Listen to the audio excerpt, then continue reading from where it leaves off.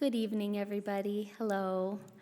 We're going to start with a little bit of music, and feel free to sing with us. And then we'll jump into the evening. We're going to share with you about both trips that the high school has been on. And it'll be a dance between photos and some video footage, and then storytelling from students and teachers. I'll dive in a little bit more after we sing, but let's warm up our hearts and minds with some music.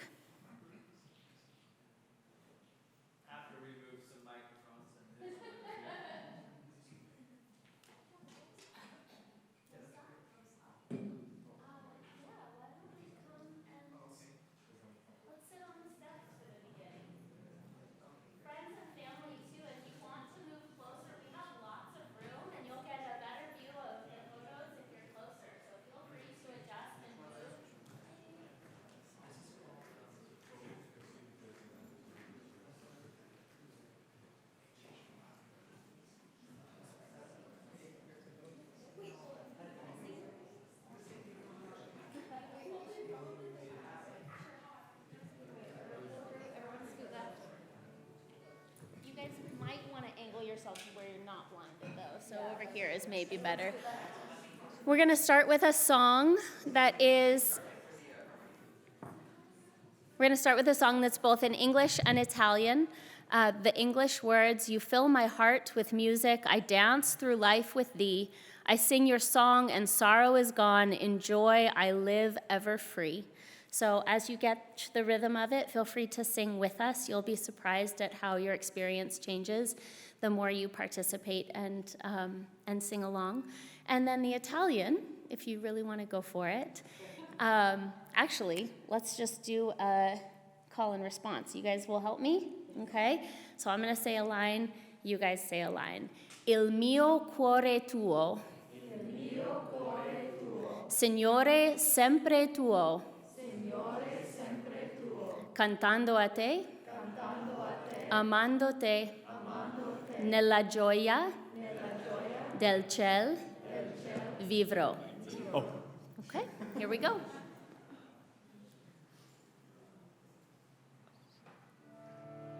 You fill my heart with music, I dance through life with thee. I sing your song and sorrow's gone, in joy I live ever free. You fill my heart with music, I dance through life with thee. I sing your song and sorrow's gone, in joy I live ever free. You fill my heart with music, I dance through life with thee. I sing your song and sorrow's gone, in joy I live ever free. In Italian, il mio cuore tuo, Signore, sempre tuo, cantando a te, amando te, nella gioia del cielo vivrò. Il mio cuore tuo, Signore, sempre tuo, cantando a te, amando te, nella gioia del cielo vivrò. Il mio cuore tuo, Signore, sempre tuo, cantando a te, amando te, nella gioia del cielo vivrò. English. You fill my heart with music, I dance through life with thee. I sing your song and sorrow's gone, in joy I live ever free. You fill my heart with music, I dance through life with thee.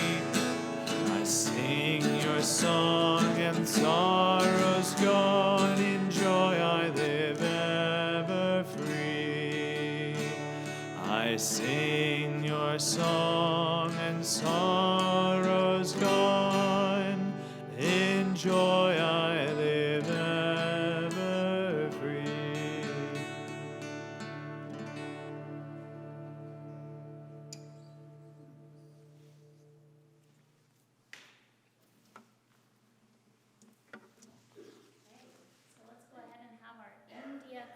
take their seats. And Italy, why don't you guys come on over here and arrange yourselves in a way where you can see the screen.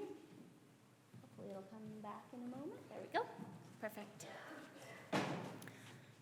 So we shared a little bit before the trip, and many of you were with us for the fundraisers and some of the other events. We shared a little bit about the why, but again, I'm struck by what happens on these trips. And, you know, in some ways you can feel the life-changing moments as they come, but other times you're just going through the experiences and nothing particularly earth-shattering is happening, even if you are walking through the streets of Rome or stepping into a temple in the middle of Italy or India.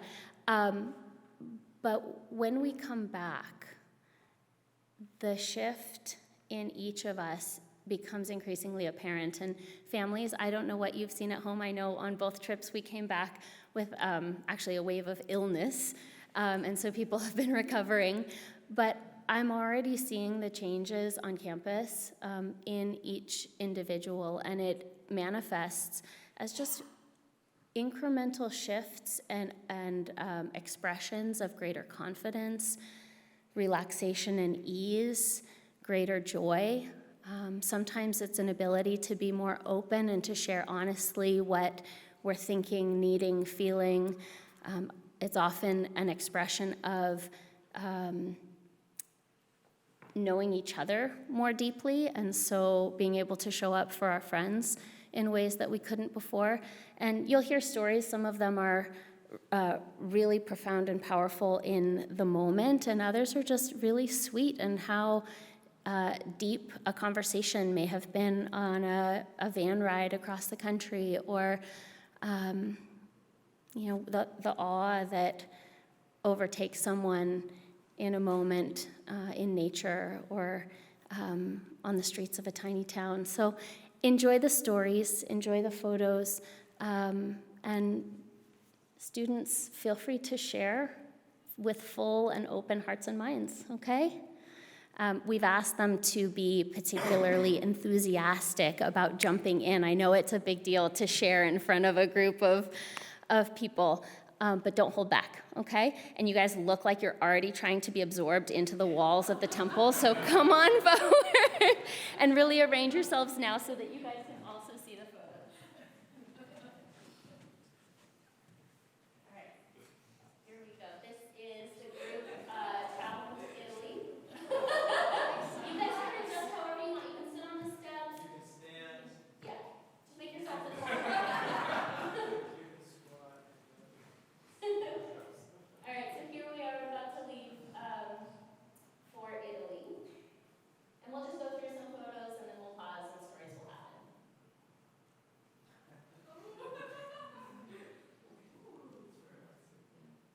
All right, so we've arrived in Dublin. Does anyone, do you want to say something, Ida? So on our layover in the Dublin airport, we had some time. We were just waiting at our gate. There wasn't a lot to do. And we, at some point, were just singing together some duets, some choir pieces. And this man walks by and says, "Oh, can I join you?" And he was a Roman who lived in Ireland. And he was a traveling musician, I guess, right? And so we played a bunch of music together, sang a bunch of songs, had a lot of fun. It was really out of the blue and just super magical. He played harmonica, he sang, he played guitar. He joined us, he taught us a song, and it was like, yeah, it was great. It was wonderful. So we have a couple clips. This one is us, and then we have one of him also, which is quite fun. Can you, okay. See if this works.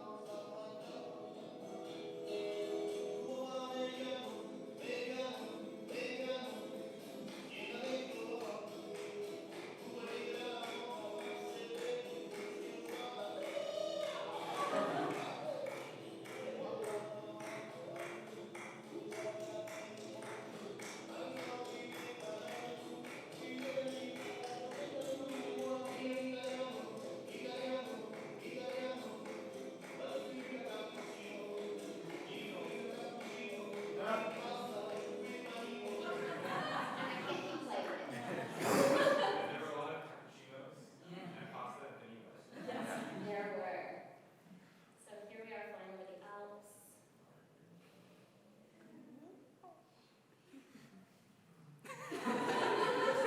Krish was beating me in chess successively many times in a row. I asked for the 8 as the pose.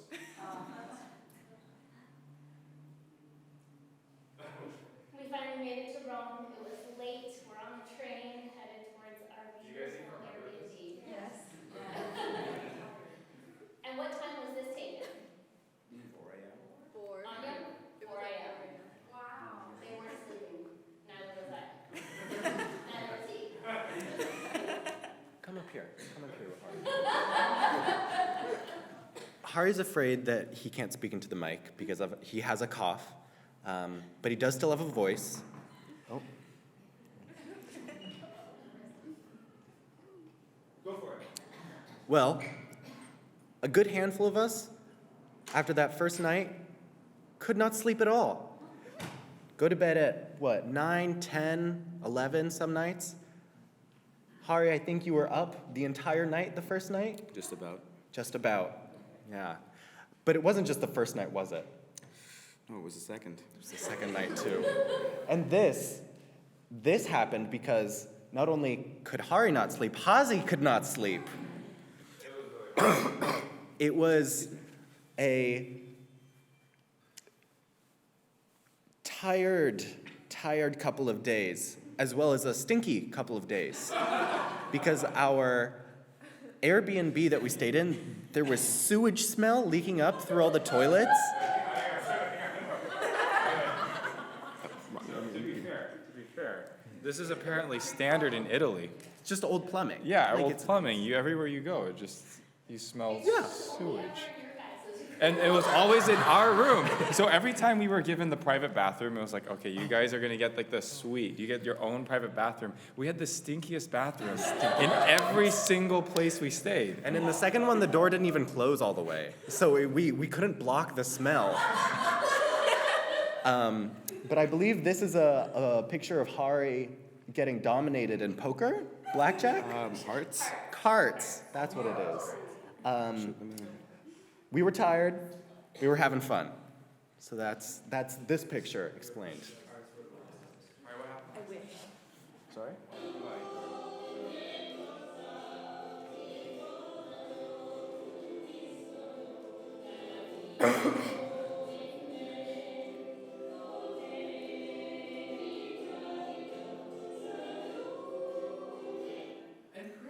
So lots of singing. This is Rachel. She was one of our guides through Rome and Spain and Assisi. She taught us some Italian to get ourselves our first meals that morning. Here we are. Does anybody want to show up the first meal? It was a little hectic. We'll leave it at that. Very good though. Public transit. Not sure if any stories on that are going to be told, but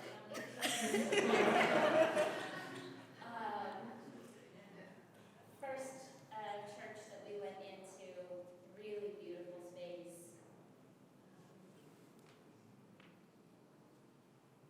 And then lunch.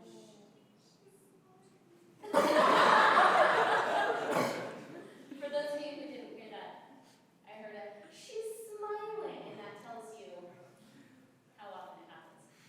At least for the camera. Here we are in Trastevere, which is one of the oldest neighborhoods in Rome. Really beautiful. Walking across the Tiber River. Lunch. Lunch. The food. This was divine. This food was really, really good. The lasagna was top tier. And then we headed over to the Vatican and the Vatican Museum.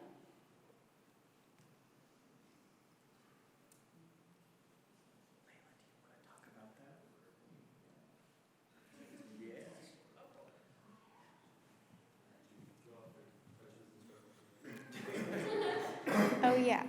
So this was in the Vatican, and A lot of the other paintings were really full, like because a lot of the art was from the Renaissance. There was so much going on in every single painting, but this one was really special and it caught my eye because, well, I don't know if, so the woman is standing there and then she's holding the head of a man whose body is lying on the ground.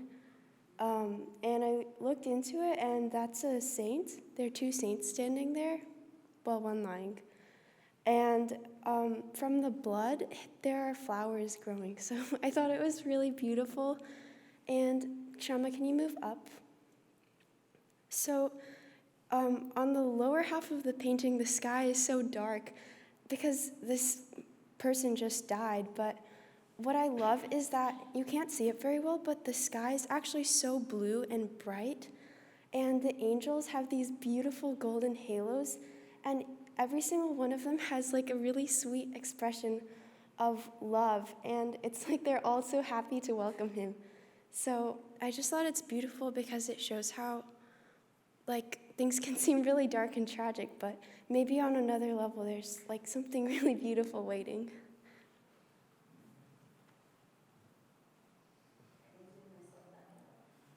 Well,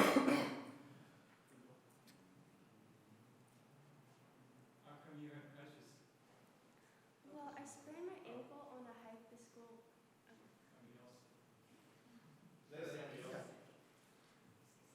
I sprained my ankle on a really fun hike that the school went on around 2 weeks before the trip, so I was on crutches for the first couple days. We're 2 for 2 with Italy trips and ankle issues. It's because it's shaped like a boot.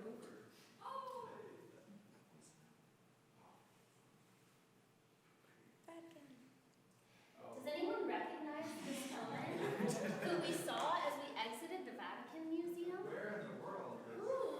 What? Who is that? Neil, who is that? Mom. Who is it?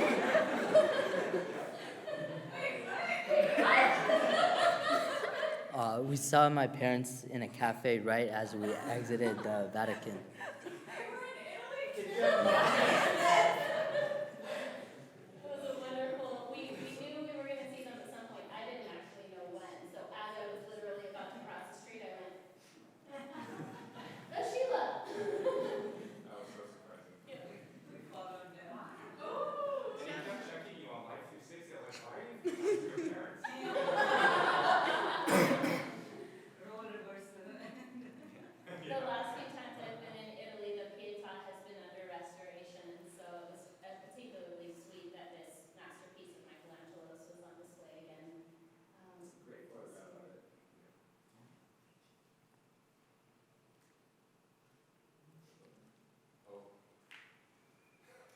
Someone step right up. Can I say something about the book beforehand? Yes. So while we were in Rome, we went to the Capuchin crypts, and the Capuchins are I think they're an order of Franciscan monks, and so there's like a crypt underground, which you'll see photos of, but above ground there is a museum that has really cool relics, and one of them was this beautiful, I don't know if it was a Bible or a commentary, but it was like made by hand, and it was really beautiful. Karen, do you want to touch on this one?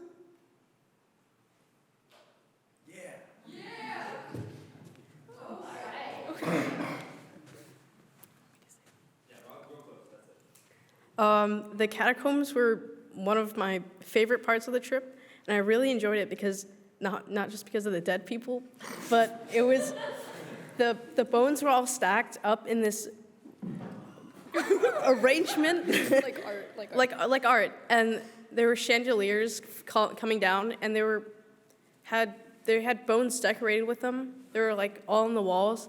And there were also a couple of saints where their bodies were like laid down, and also on the ground, the dirt. I'm hearing something special about the dirt, but. It's run from Jerusalem. Yeah, Jerusalem.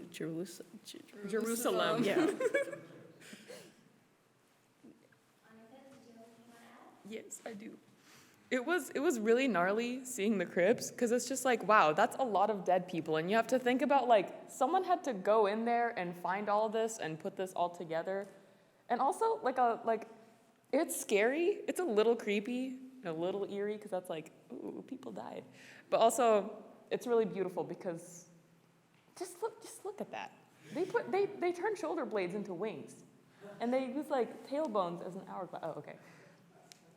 But it's also a little freaky because the people that were lying in the niches on the sides of the chapels were also like not fully decayed. So it was a little freaky, but they were still very beautiful.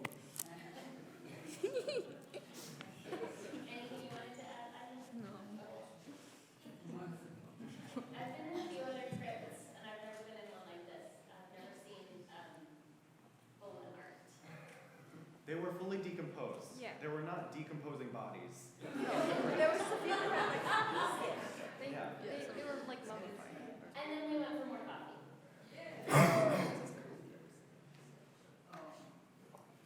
Kieran, I think you gotta step forward again. So I was most excited for the Pantheon because I did a school project on it. And so I looked into all the details and all the architecture. And so while we were approaching the Pantheon, I was kind of nerding out. And my friends were kind of telling me to calm down. And as soon as we saw it, I was utterly excited. And I just kind of wanted to go in. But we had to wait for the rest of the people that were kind of slow. So I had to wait again. And as we were waiting in line, a couple of us had to go to the bathroom. And I had to show them where the bathroom was. And so my excitement was delayed once again. And then once we finally got into the line and we were near the front, my excitement just grew so much that I kind of just wanted to like run in, but I couldn't. And as I walked in, the first thing I saw, I looked up, there was the circle though, and I saw the light shine in, and that was probably one of the most wonderful things I've seen the whole trip. So Kieran and Lucia and probably a few others really pushed for an opportunity to sing also in the Pantheon. And so this is what came out of that. It was posed as a label, maybe we could, but once we got inside, I think you guys really wanted it to happen.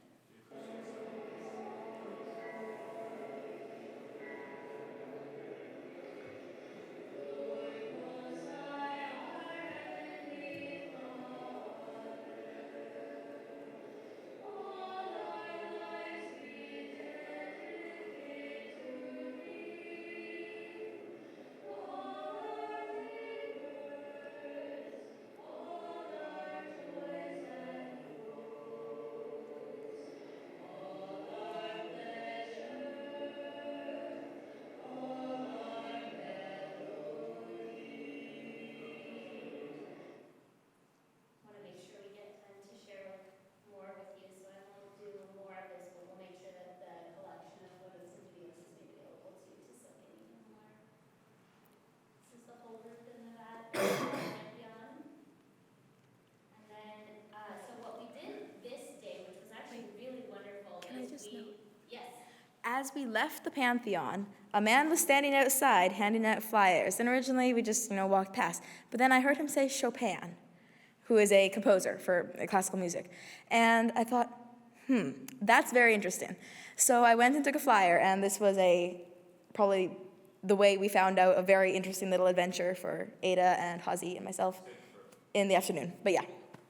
So I'm going to just expand on that briefly. We planned for this day to allow for more student-driven exploration of the city of Rome. So we broke into 3 groups. Each group had an adult chaperone supporting, but not in charge. And so they really decided what they wanted to do, what they wanted to see, where they wanted to go, and figured out how to make it happen. And then we were just sort of in the wings to help if they needed it. And so this is a group that went to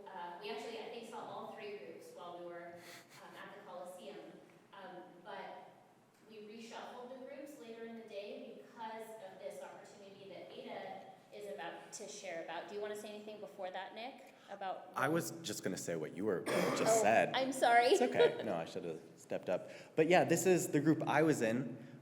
I personally had so much fun, but I know that as a group we also had a really nice time.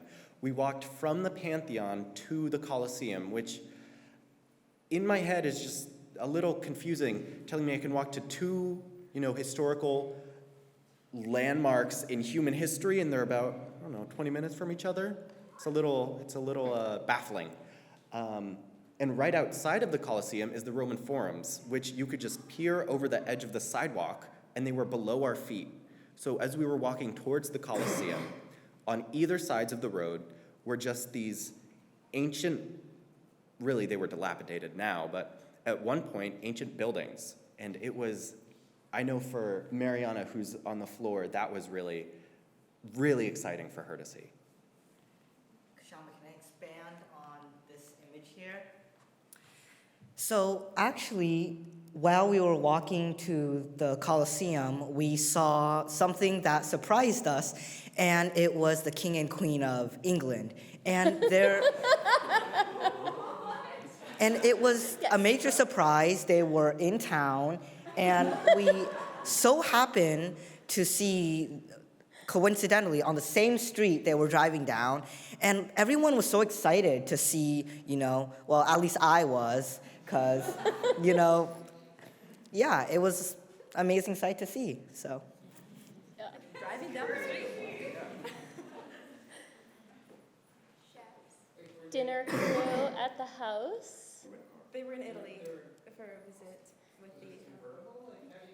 No, it was a huge caravan with and they were in the car and big windows and there was also a flyover in the morning that we got to see that had Italian flags or whatever to welcome them. We were tipped off. We knew that they were in town, so as soon as I saw the motorcade coming towards us, we guessed who it was. But it was still really shocking to watch them drive. I mean, it was a quiet street. There were no crowds. It was just us and them. The royal wave. So these were long days. A bunch of us came back to the house and had dinner, and then Hazi and the Adas went off on an incredible adventure, which we're going to dive into here in a moment. But isn't this a beautiful Airbnb minus the bathroom? No, this wasn't the stinky one. That was the non-stinky one. So do you want me to show the photos first, and then you guys talk about it? Let's do the piano first, and then we'll go opera, because I'll take piano, and she's got it. Okay, so that's the piano. Yeah. So this pianist, okay, first of all, we weren't really sure this wasn't a scam, because we got there, and no one was there, and we went inside, and there was one singular person in the audience. So in total, there was 4 of us there.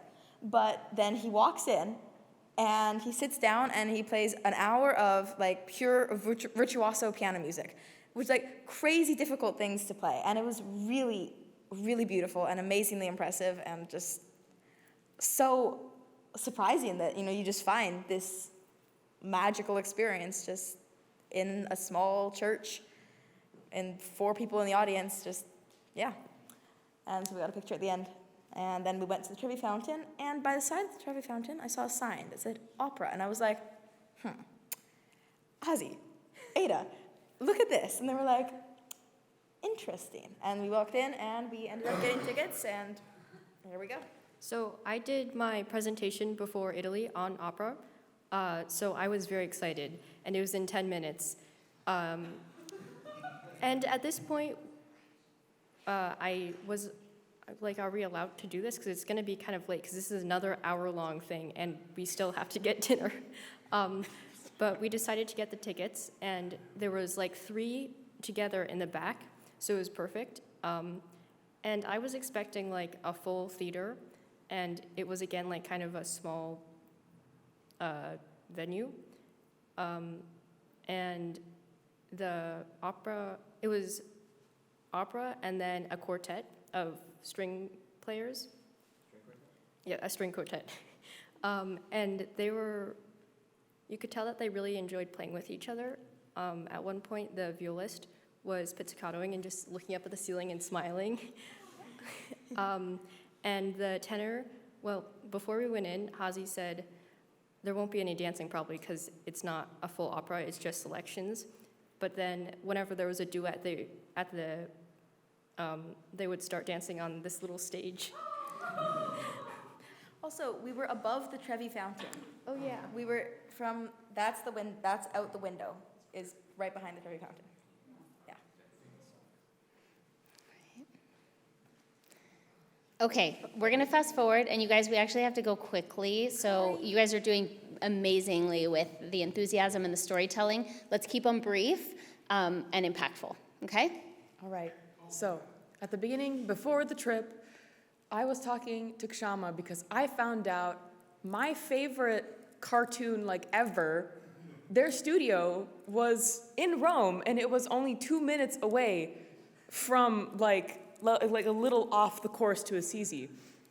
And I was thinking we were just gonna drive by, but we did not. We in fact drove in and went into the floor of where the sign is, and I was like, I want to take a picture here. The shrine. No, I did not just take a picture there. We actually went up to the office, and the front desk lady managed to invite over a very, very, like, award-winning animator that worked in their Disney studio. award-winning animator. And I don't know what happened, but he was like, I'm gonna show you to our actual animation studio. And I was like, what? You're doing okay? And then afterwards, he showed us the studio. He gave me his email and was like, show me some of your art. I'm like, I won! And I'm still in contact with him today. Thank you.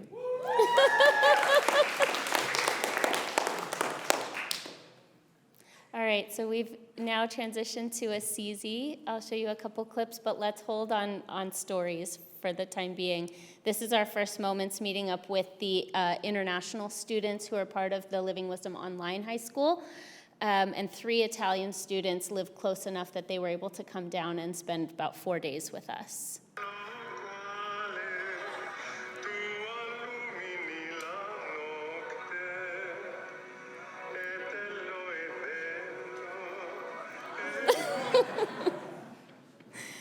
This is Layla fishing out a frisbee from the fountain.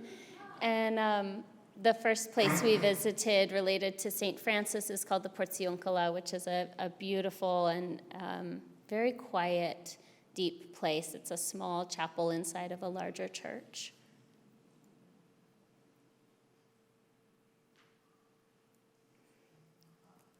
And then this is the town of Assisi.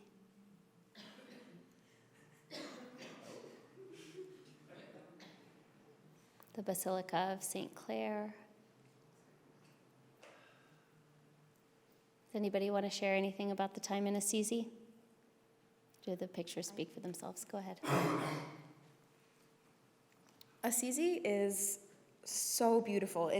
Assisi itself is a small little town, and we stayed at the Ananda Assisi Center, which was a little bit outside of the actual city. That's where this photo's taken. The Assisi sunsets are magnificent, okay? This is just a hill, and then like a big hill down into like mountains and hills, and every Assisi sunset is just breathtaking. It's amazing. And the town itself is full of flowers. It's the most beautiful place I've ever been. And yeah.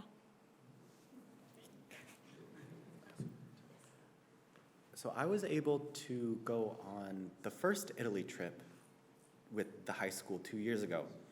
And I came on this trip under a little bit different circumstances, but I was really looking forward to seeing the Porziuncola again, because after our first trip 2 years ago, we put on the play about St. Francis, and I was lucky enough and honored to actually get to play St. Francis. And that was a really touching and moving experience for me. And I think, a little bit of that is still inside me right now, and going back and visiting the Porziuncola, which is where I felt very strongly connected to him, it really fanned that flame again and brought me back to him. Yeah.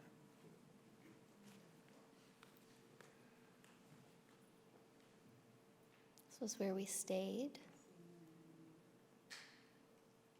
This is the home of Swami Kriyananda, the school's founder. It's a quiet meditation that some students chose to participate in one morning. And then this is at the Living Wisdom School, the Educare la Vita school near Assisi, where we spent a day of connection and service.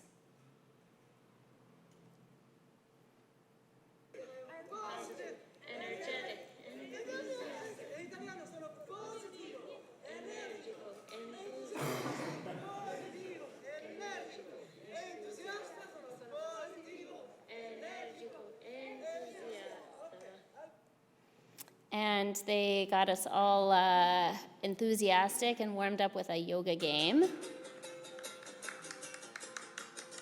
Look at the campus. Isn't it beautiful? Right in the middle of the rolling Umbrian hills.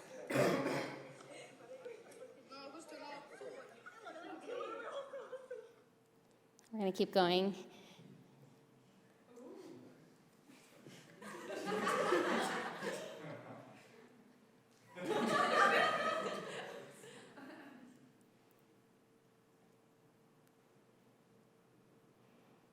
We did an art project supporting their garden.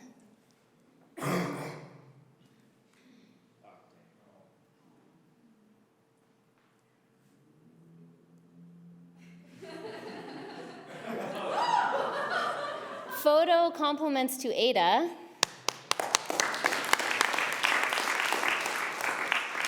In fact, many of the photos in here are Ada's, and other students also contributed to the album.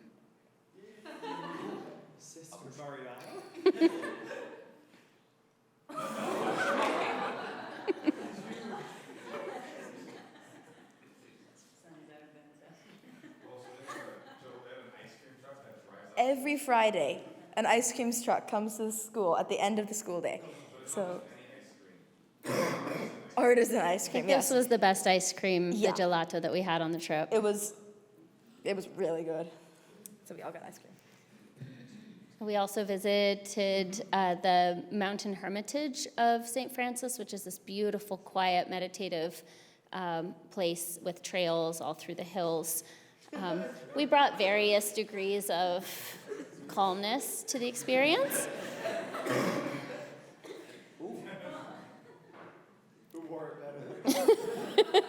And then we found our way to the top of Mount Subasio, some of us, and Hari and Krish found a makeshift weight set.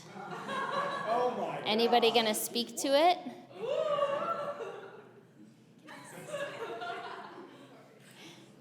This is a dinner at Ananda Assisi. Kshama, can I say something about Lermo? That's the name of the place, right? So, when we were here, some of us went to the top of the mountain. Those are where those photos are from. And I stayed in like I guess it's like a forest hermitage. And I was walking on one of the paths, and one of the nuns invited me to come to like a prayer meeting. I'm not sure what it was called. But I walked in, and it was beautiful because on one side of the wall there were windows through which you could see this gorgeous valley.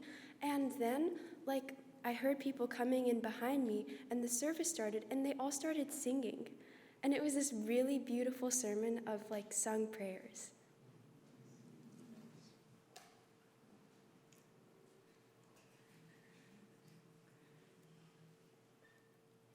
We had a kirtan one evening. It was a lot of fun. And the next morning we had outdoor yoga.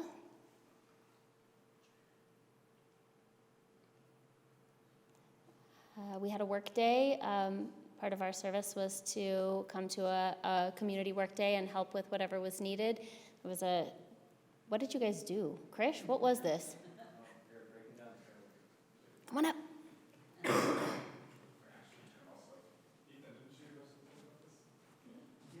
Step right up to the mic, guys. For our service project, we were just breaking down a trailer.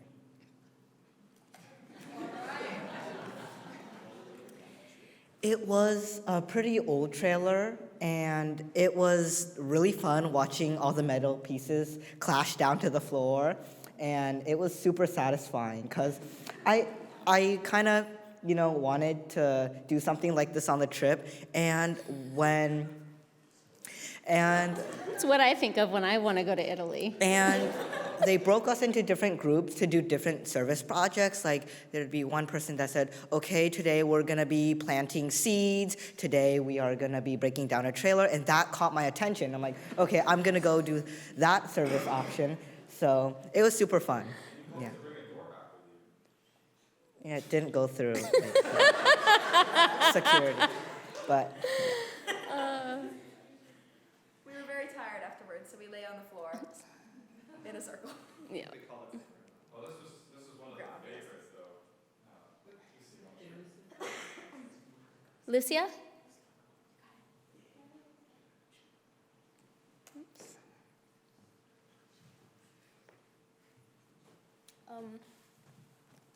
What did you guys make? Do you remember?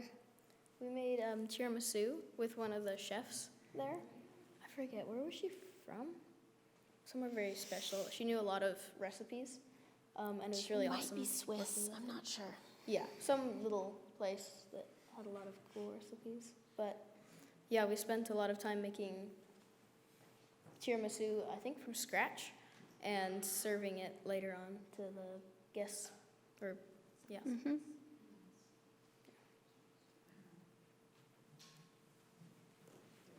Tiramisu team extraordinaire. Okay, Krish, get back up here. Every time I asked Krish, what do you want to do in Italy? He gave me a one-word answer. What was it, Krish? Swimming. No, that wasn't it. What was it? River. No. Water. Yeah. It was after the service project when they told us that we might be able to go to a river. It was like a 20-minute drive there. It was a steep, but it was a short hike down, and the water was really cold. And then what happened? It was like a 15-foot jump, so we all jumped off. Most of us jumped off the cliff into the cold water. Ethan, do you want to add anything? Yeah, I mean, it was a great experience. It was going there, it was, about a 20-minute drive. And then to get to the waterfall itself, we had to, it's kind of like an off-road, I went barefoot because Lucia, she convinced me to, walk on the sticks and pokey things barefoot. So I did. And once we got to the waterfall, I mean, it seemed, really intimidating. We had to walk up this, slope to get on top. And, from the bottom where the camera angle is pointing, it doesn't look that high, but when you're actually, on the cliff looking down, wanting to, jump off, it seems much taller than, as it would. So it took some convincing for me to jump off, but it was really fun. And How were you convinced? well, Bribery.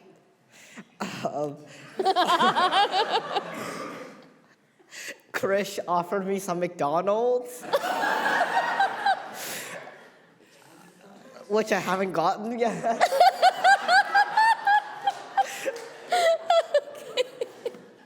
So. Defend yourself? I gave him 4 chicken nuggets. So you got 4 chicken nuggets? Well, I was hoping for a little more.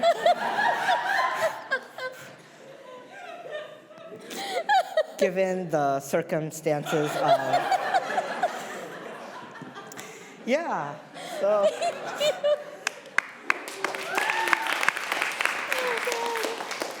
All right. Pizza eating contests ensued. We're gonna have to keep going, you guys, because we have a whole nother trip to share. Krish won. This is a story. Ada found her way to the hospital at one point, but she also recovered. Any brief comment or no? She's still with us today.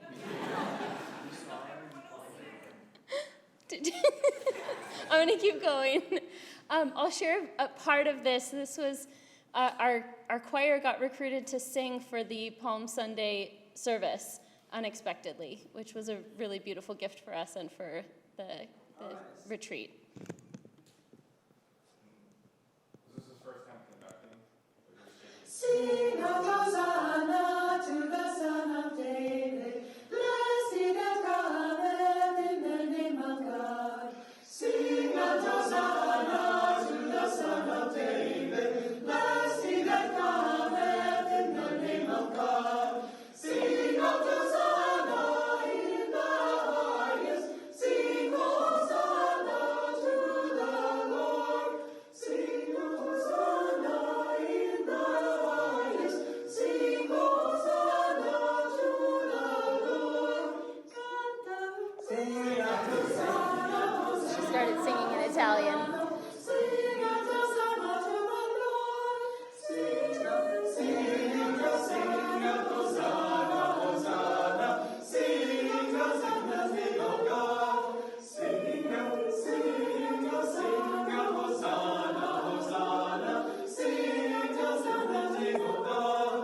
Sing Hosanna, Hosanna, Hosanna. Sing Hosanna, name of God.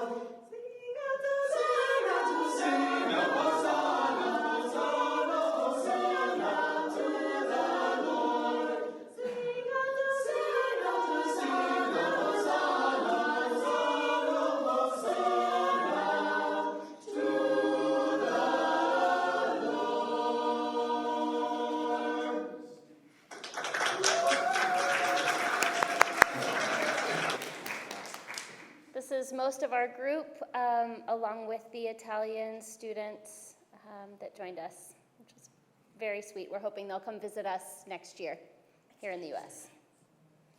And now, final destination, Florence. This might be a Neil story, not sure. Anybody else going to talk about the Duomo hike?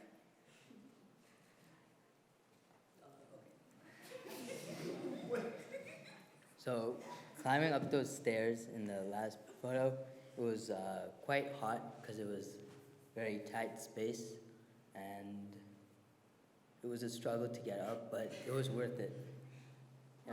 Yeah, there was people coming down as we were going up, so we would have to make space, or one of us would have to move to give space for the other people to move. So, yeah.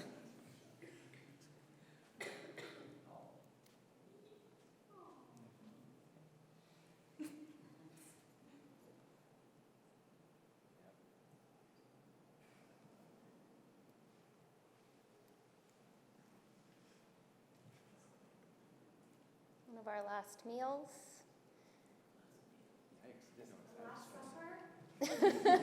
This was a tour of the Uffizi Gallery in Florence, and we actually had the same tour guide, okay, as the first time that we went on our trip, and she was absolutely amazing and really knowledgeable and also really sweet and fun, and it was a really good experience. Yes. So by the time we were in Florence, it was cold and rainy, and most of us were getting sick. And so Layla took on the momming of a lot of us, and she also became chef, and she made 2 wonderful meals. One was a miso soup. She just happened to have this radar of finding an Asian grocery store. We're walking through the streets of Florence, and she's like, I really need a home-cooked meal. I need it.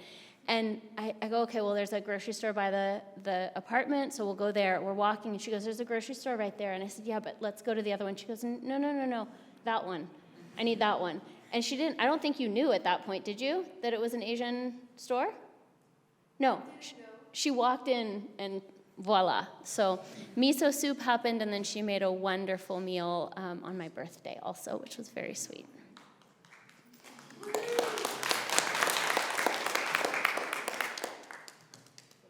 This was the birthday dinner extravaganza.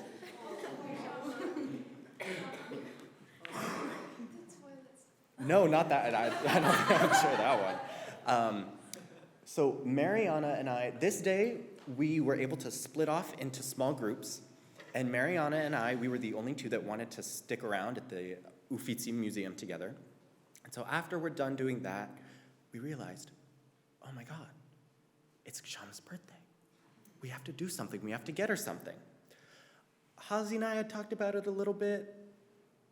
That was all we really did. So Mariana and I were like, let's do something. I was kind of like, I gotta get something.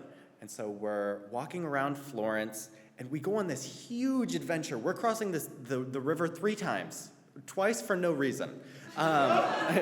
It was a mistake. But we run all around the city. We get Kshama this really lovely notebook with the Duomo on the front. It's leather bound. And then we also get some tiramisu from this really nice bakery. But along the way, we fought a battle. We fought a battle that we didn't know if we could win. A bathroom. It was a fully automated bathroom, and it was only in Italian. We don't speak Italian. And okay. We need to use a bathroom. Where's a bathroom? Our phones aren't working. Great. How are we gonna get home? Where's a bathroom? I'm hungry. Great. I still need a bathroom. So we're looking around, and we're kind of far from our apartment. We don't really know the area. But out of the corner of my eye, I see, it's a parking garage. And what does it say? The word for restroom in Italian. We can go there. We can go there. It's a bathroom. We walk over, and it's a box. Like it's just a big metal box with a metal door, and ominous. It was ominous. And there's this big machine on the front, all in Italian. Like, cool. Don't know what that does. But eventually we find the machine that gets our tickets. We get it, we use it, we scan it, and the bathroom door doesn't just open. No, it doesn't just open. It slides open.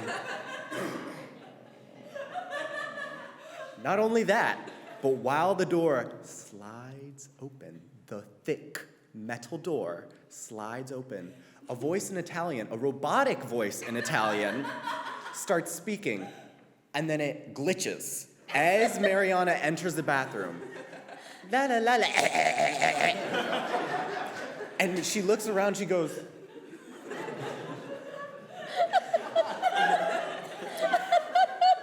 but that is a battle.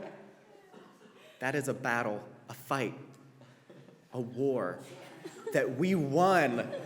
We both used the bathroom successfully. Go us. You could ask him to tell you the full-length story at some point because there's a lot more to it. And then we had Chum's birthday when it was great. A group also found her a St. Francis duck, rubber duck. A rubber ducky. Okay, yes, Ada? So me and Hazi ended up going exploring. We went to... Ada spent this last several days sick, and so I took her out on a long walk. Did my presents with her brother. Okay. We went to a synagogue that also had a museum. Should I tell that story?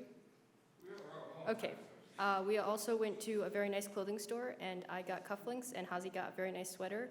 And we passed by this place called Dream Duck, and it was literally just rubber ducks. And then on the way back to the house, we went in, and Hazi got not only a duck that says, I love you, I think, for Sonia, but also a duck, a St. Francis duck, which as we were checking out, I went, ooh, a Pope duck. All right, this was just from our oh, go ahead, Annika. Okay, so in Florence, there was a very popular spot that most of us went to. Lucia knows this very well, and so does Mariana, who is unfortunately not with us. The Linder store. It was amazing. I have to share about this because it's just Briefly. a chocolate emporium. Thank you. Also, false advertisement, they said they had Dubai chocolate, and they didn't. So our last stop, we drove back to near Rome, near the airport, and stayed in an Airbnb, and it happened to be an educational a nonprofit, and they sent me information about who they are, and they started describing their philosophy, and I thought, wow, I mean, this feels like a sister to Education for Life. And so I wrote back, and I just shared that, what our educational philosophy is, and I said, we have a sister school in Italy also, this is the name, and the man wrote back, and he said, I know your system so well, I'm connected with the school already, and it was just like the sweetest closing of the experience. So there's just a couple photos from the land there. Ada became lifelong friends with the cats. This was dinner. We had like the big, we have to end. Is it a really, really juicy story? It'll be short. Okay, quick. So this was the last night, I believe. Yep. And my mom asked for pasta, to bring home, So, I mean, I kind of like forgot about it, like half the trip, but I really wanted to get her something. So this was the very last night. And I mean, look at that pasta. It looks so good. So I'm like, okay, I don't speak Italian, but I really need to ask the waiter if I could get some, right? And I had money on me, everything. So I'm like, hey, do you have a bunch, like, of pasta? And so she's like, what? And then I eventually got her to understand, and she brought out this, this full bucket of, pasta, and she's like, okay, thank you, right? And so I bagged it, and hopefully, and I put it in my carry-on bag on the way back, so I hope it wouldn't break, but it came, entirely whole, so I hope you enjoyed your pasta last night.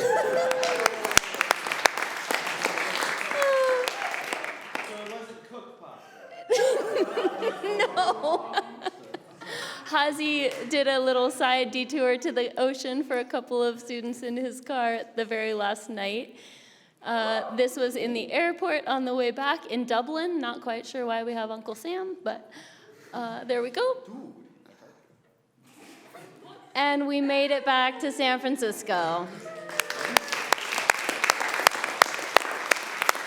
Thank you all for sharing. Are there any final details? They did incredibly well, and you guys shared really beautifully this evening. Thank you all. Go ahead and come on down. Okay, we're gonna switch gears and jump over to India. Oh my gosh. So you'll notice that Nick is in both of these slideshows. He came to India as a participant and came to Italy as an assistant. He'd already been once and volunteered his energy to help with this group. So here we are. It's a smaller crew that went to India, and Mia met us there. Mia was already there.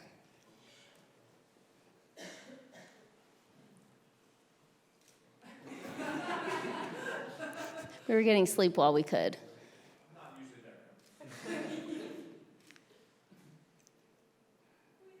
We made it. It was a 15-hour, 17-hour flight. Oh, can I share something really quickly? Okay, so so many people, many of you might not know this, but I have this huge fear of flying. So before we even left, I was like red-faced, panicked, and I was like, and Ethan was trying to film that so he could have it before we left. But I made it. I held Nick's hand, or I held someone's hand. I grabbed onto Ethan as he was filming our takeoff, and I was okay. So I just wanted to share that. She got better and better each flight we took also. But she has quite the death grip. So we made it to Delhi. We're headed towards our first accommodations. Most photos of Ethan on this trip, you will see camera in hand. So who wants to share about the first landing point? This is Ananda Delhi. We had a beautiful satsang when we arrived, and the leaders there just really shared with us about how to make the most of an experience in India. just how to draw on both the spirit and the culture and go deep with the time there. These are the grounds around the ashram also, which are very beautiful. This is no longer the Ananda Delhi ashram. This is what? Mia, why don't you narrate a little bit on this one? Do you want to? Oh, sorry. This is Humayun's tomb, and then the pictures before that are Sundar Garden. Ooh. No, Alice. Yeah, it was really fun. He was this, guy. He was the grandfather or great-grandfather of the guy who built the Taj Mahal. So this was like the Taj Mahal before the Taj Mahal. Yes. So it was pretty fun. A lot of moments for art. We drew. Took some great photos. Keshava and Ethan and Carter were on camera almost all the time. It was incredible. And Ethan's working on a film about this trip that he'll share when it's ready.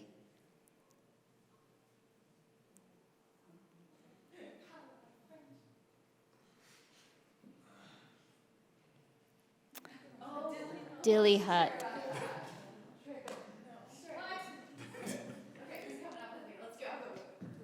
Okay, so this is a place called Delhi Hut? Dilly Hut. Dilly Hut. Basically, it's this huge street market. Think Palo Alto Farmers Market, but they're selling clothes. They're selling jewelry. They're selling food. It's like everything. But the one thing that's different about it is you can bargain. And you can argue about the price. So this was my first time they trying to haggle them down. And it was hard. I mean, they're well trained. They do this every day. They know, they push. And it was a great experience on learning how to push back and be like, no, I want this price. And I think Mia got the deal of the trip. She got him down from 1,500 to 500. But it's there's so much, there's so many clothes, and this was, for most of us, the moment where we really got to get in our Indian wardrobe, and it was just really beautiful, and it was definitely a culture shock for, I think, most of us, because it was our first experience doing anything like that, but it was really fun and lovely, and we ended up going back, so it was great. This was also our first trip into the wilderness of Delhi. Yeah. So. Yeah, this was the first time we took rickshaws too. Yep. We had a lot of adventures. Yeah, Uber Auto, my beloved. Yeah, it was really fun. Where are we now? Bus to Vrindavan.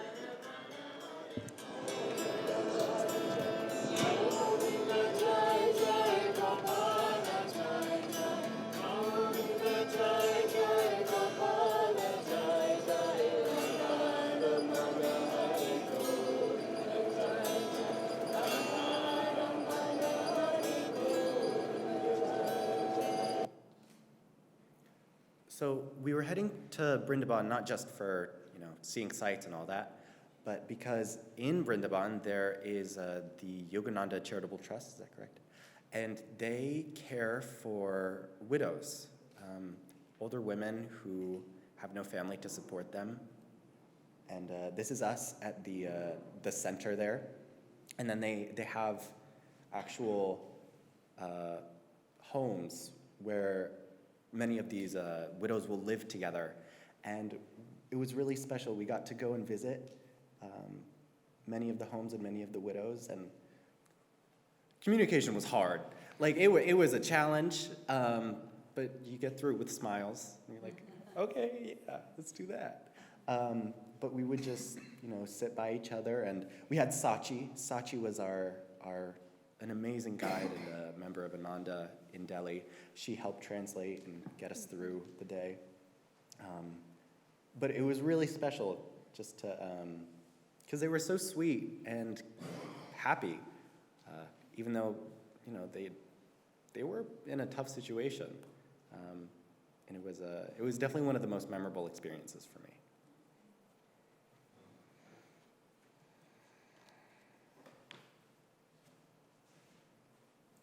This is where we sang for the first time.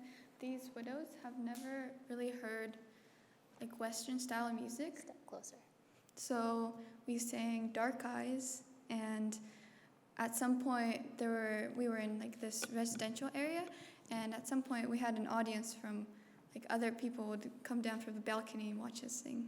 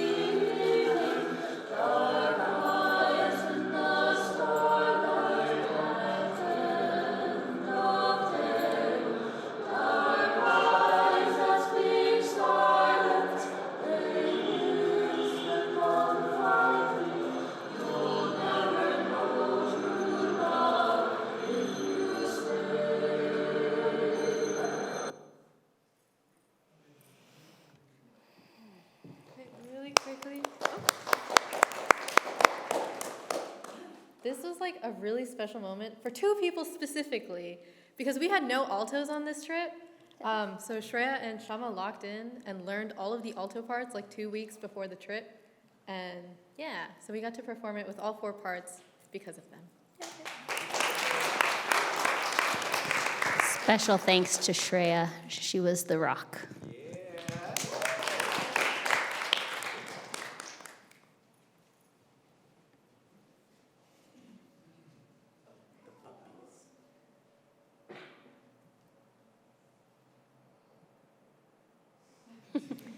He finds motorcycles everywhere he goes.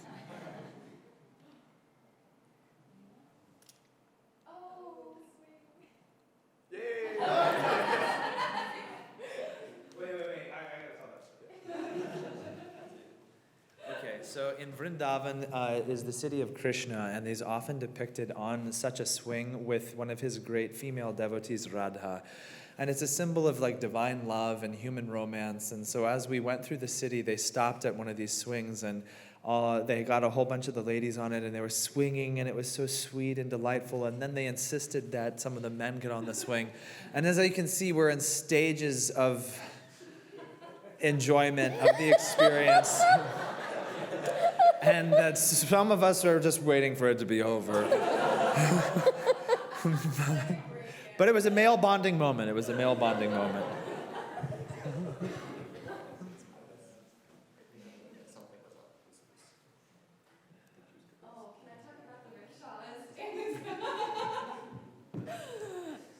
Okay, so as you can see, a rickshaw it's not like your regular car. You don't have doors that block you from the elements on either side. You're just holding on, and you're experiencing the traffic.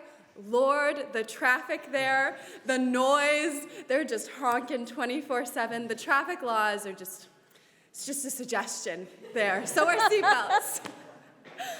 But being in one of these for the first time was first of all, it was a little bit scary. But second of all, it was lovely to just kind of take in the experience. I mean, you're there, you're holding on to the rail, and you're looking out, and you're hearing all the traffic, and you're just watching people go by their daily life, just watching them wash their clothes or sell something on the street. And it was kind of a very nice moment to just absorb what was happening and what everyday life here is like, right there is like. And you can feel the wind on your face, and it was just a very peaceful and also exciting moment to share with friends. So we went on these a couple times, and it was really lovely.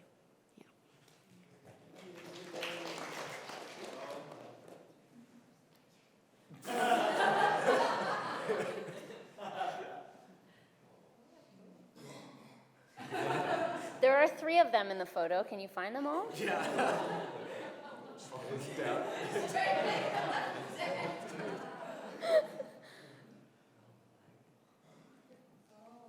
Okay.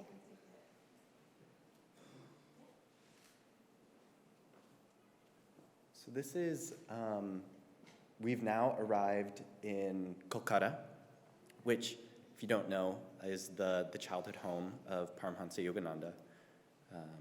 And this is the Tulsi Bose Shrine. Tulsi Bose was one of his childhood friends, and they used to spend a lot of time together meditating in that room, throughout the house. But more than that, there was a deep connection between the two of them and the two families. And so we were really lucky. We got to spend a good couple hours just meditating and taking in the vibration there. And it was very sweet, because not only because of the place, but the people helping us and the people taking care of it have put in so much dedication and time just to preserving the space, and I was very grateful for it.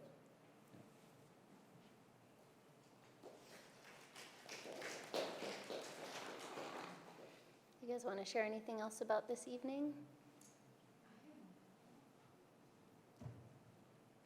So Nick mentioned that we got to meditate. So there were actually 2 beds in the upstairs, both of which belonged to Yogananda, one of his bed in his younger years and then in his older years.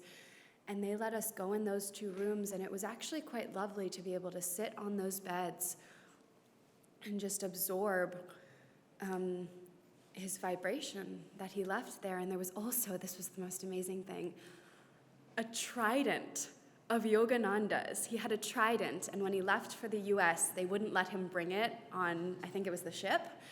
And so he gave it to Tulsi Bose, and he was like, you take this for me. And they had it, and we got to hold it.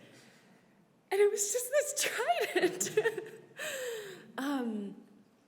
Yeah, which it still amazes me that we were allowed to touch and really have a physical connection with these really sacred things. And yeah, it was really, really meaningful. I think a lot of us had some profound experiences that night. So, yeah. Oh, so this was really blessed. It was Yogananda's. Mm-hmm. So we arrived on the day of Yogananda's Mahasamadhi, which means that was the day that he left his body. We were also there on Sri Yukteswar's, Swami Sri Yukteswar's Mahasamadhi. So it was a really, we were just receiving so much. It was a really blessed time to be there. Keshava, do you want to give any other context or reference at this point? Well, something, kind of a fun factoid that we discovered when we were there.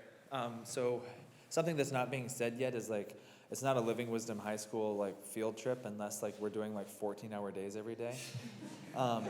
And so, yes, what is kind of going on behind the scenes here is this is also at the end of another very long day after traveling, and then we showed up here, we had a beautiful event celebrating Yogananda's Mahasamadhi, and we had the opportunity to meditate. But one thing that we learned that I had no idea was apparently Yogananda was always very interested in childhood education and actually founded a school in India.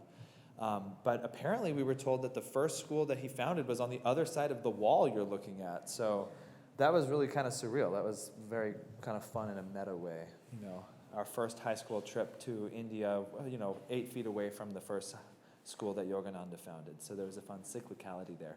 I'll also point out, please observe Carter's beautiful outfit. I'd like to draw your attention especially to his very fetching pink scarf. Just remember that.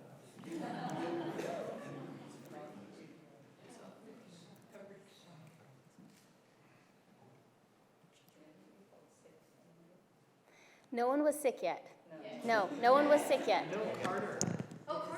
Oh, I take it back. Carter was recovered. Carter went down immediately, like 2 hours into the plane flight. He bounced back, and then about 5 days later, we all started crashing. No, it was a bug that we brought from home. Yeah, going into the trip, I was talking to Kashama, and I said the only thing I'm concerned about with this trip is getting sick on the trip. So naturally, about 2 hours into the flight, I start feeling really sick. So this Kolkata was basically the beginning of my trip. That first stop in Delhi, I was sleeping. Yeah, he rallied really well. I mean, the courage of Carter, of Mia, of Annie, of Ada and Hari, I just want to actually acknowledge, to be across not only the country but the world, to be really ill, to be away from home, and to navigate through days of being unwell is heroic, especially at 14, 15, 16, 17, 18 years old. So, yeah. We are now in Dakshineshwar, which is the site of a very famous temple to Kali. And we were so supported on this trip from start to finish. Probably with the India trip, there were 20 people behind the scenes helping me coordinate and make sure that we had everything we needed, and it was extraordinary. On this day, however, there was no one. We had a bus. That was all we had, actually. And except that there was a huge wave of grace that came through, I think, in a huge way, and I hope you guys will speak to it. But essentially, this is us right before going into the temple. We had no guide, no support. We were trying to figure out how to buy prasad before we went in, where to leave our shoes, how to check in our cell phones, because you can't take anything into the temple. We navigated ourselves in, and there's actually no photography inside at all. So this is us afterwards, and I'm going to open it up to you guys to share about your experience.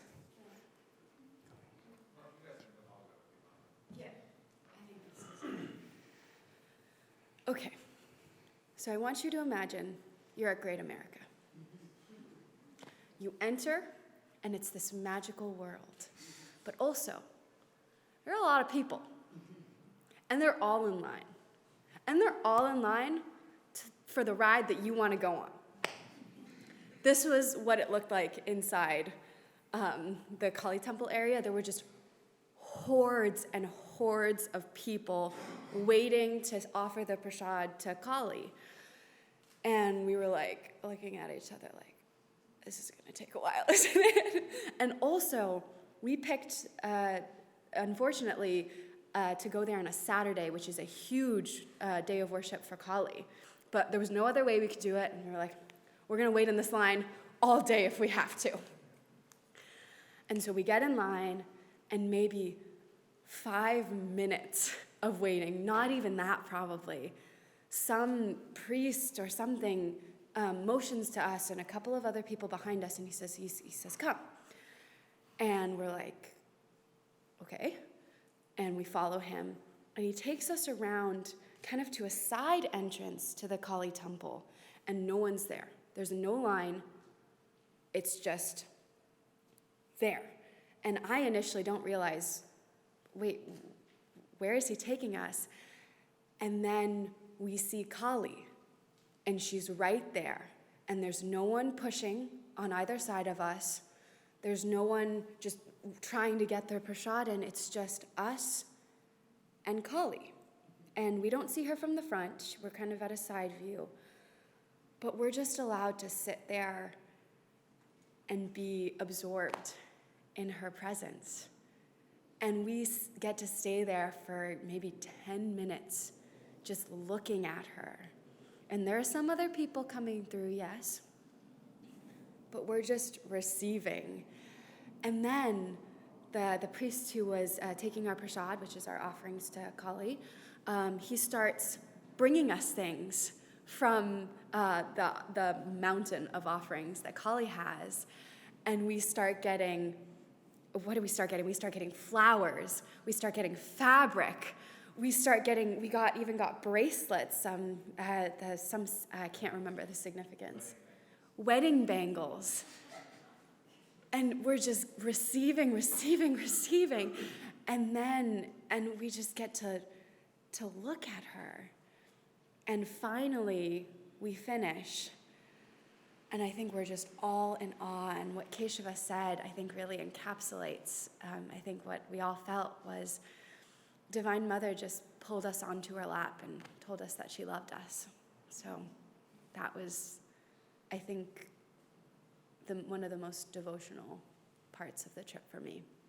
It was a really, really deep connection. So.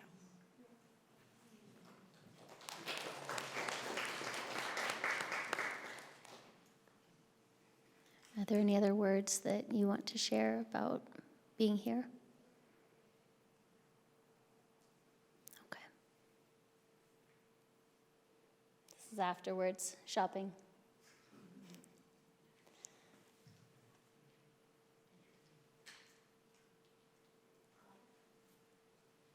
Is this you, Ethan, or Carter, maybe?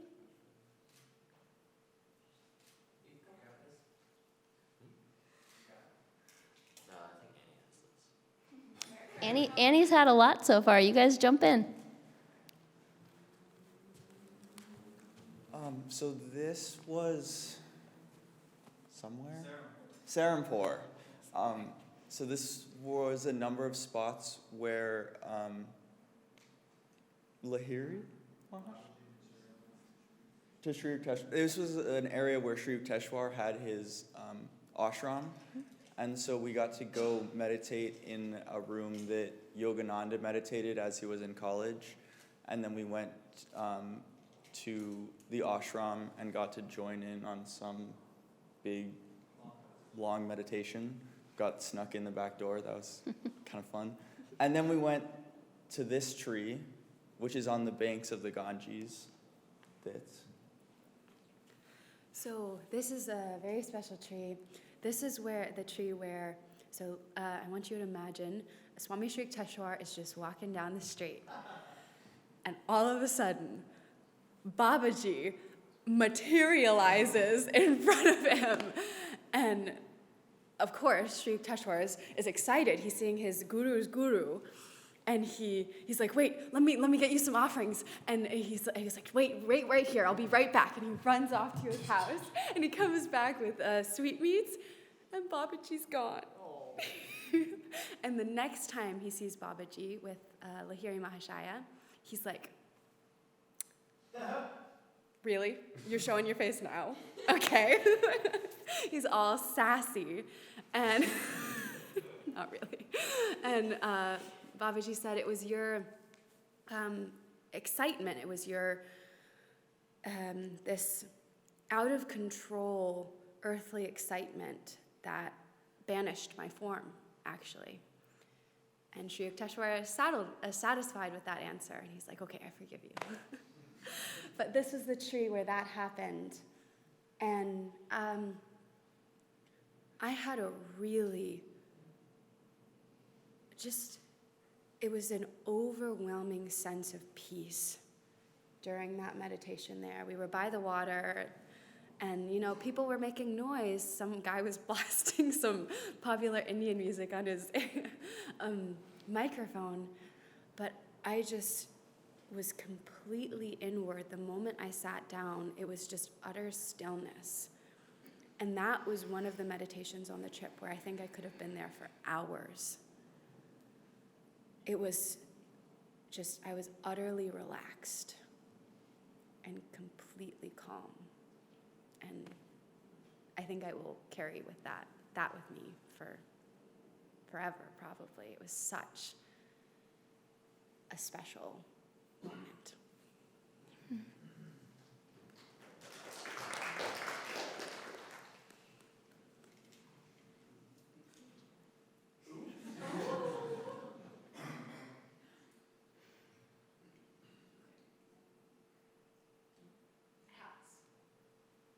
Shreya, do you want to take this one? No? Malice? Ethan? So Calcutta was really special. You can come on up, Carter. Because Yogananda founded the Principles of Education for Life, which is what we work with in the school, more than 100 years ago. And so to be in Calcutta, where he lived and walked and developed into young adulthood and his own spirituality and then began his work, was really meaningful. And to be there also during the time that we were there was very special. This is in the childhood home of Yogananda. And do you want to talk about the room up here or share anything, and then I'll jump in? So we started by going to his bedroom and had a little meditation in there that was very nice. And then sort of I think the pièce de résistance of the whole trip was going up to this attic where Yogananda used to meditate. And so Yogananda's grandson's cousin's descendant's wife, and they still live in this house, hosted us and told us all sorts of stories about Yogananda and about his house and growing up there. And then we got to do a nice long meditation in the attic itself. Mm-hmm. And we were told to read a book. Which some people are starting to read. Which we're now starting to read. Stories from his childhood. Yeah. This is, so the room is a small meditation room. He grew up with many siblings, and it was a very loud and boisterous house. And so he found just a quiet, secluded space at the very top of the house where he could meditate and have quiet moments for himself. But then also there are stories about he frequently ran away from home and tried to go up to the Himalayas to be an ascetic. And so there's one story of him tossing his clothes out from the window here and then like trying to sneak out of the house. And he ended up getting caught every time. So now we're in Mumbai. And one important detail has been lost. This was a very important life lesson and opportunity for growth, I think. I guess it's kind of hard to see in this photo, but I'm in blue. I'm wearing all that I brought back from India. I went in with a suitcase and a backpack and came out with a backpack. Flying from Kolkata to Mumbai, my bag went missing. And so this day, we're at this cafe. I'm talking to Kashama. I'm like, so Kashama, what's the plan for the rest of the day?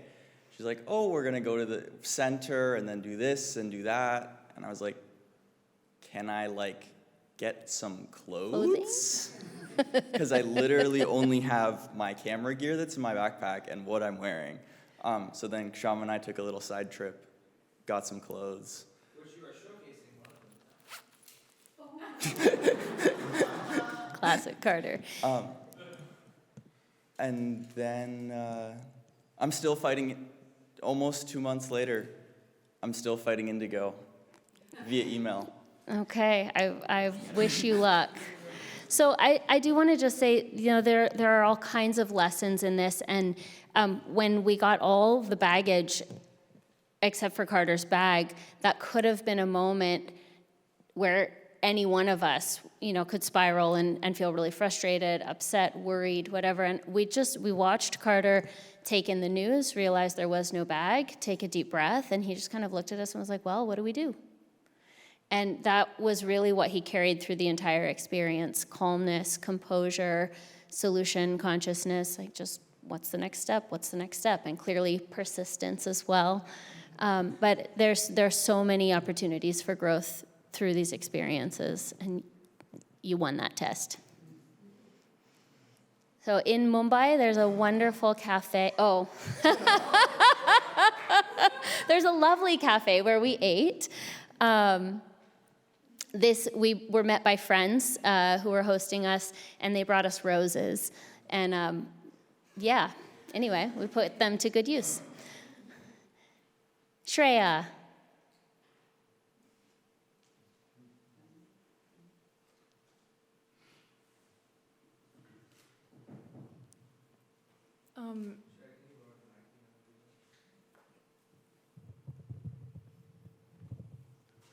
So I met some family at the cafe. Just by chance? No, they were planning to meet me there. Yeah, I was happy to see them. I hadn't seen them for a while, so. Yeah. We had a few family gatherings during this trip. It was very sweet.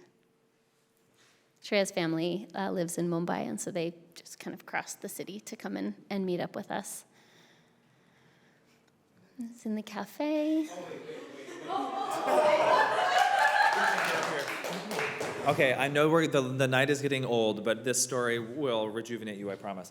Okay, so Ethan, as you can see, is like the soul of endless chattering when he's around new people. Yeah.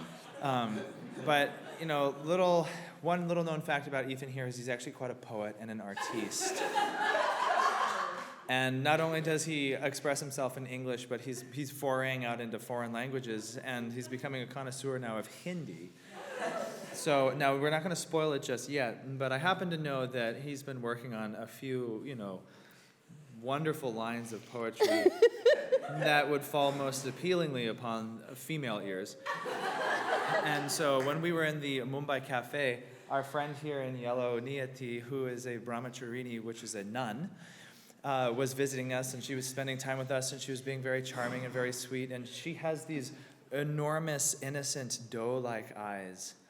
And I am so proud of this moment because I said, Niyati, Ethan's been practicing his Hindi, and I think he has something he wants to share with you. You're not going to make me say it, are you? I'm going to butcher it. That's why. Okay. Yeah. तेरी बुरी आंखों में खो जाने को दिल चाहता है. Which translates to? I'm getting lost in your brown eyes. And this is the moment. You can see how delighted I am because she went like this. What? You're the Hindi teacher. Yeah. Yeah. And then we got to tease Ethan for trying to pick up a nun. Not my promised nun. It was one of mine.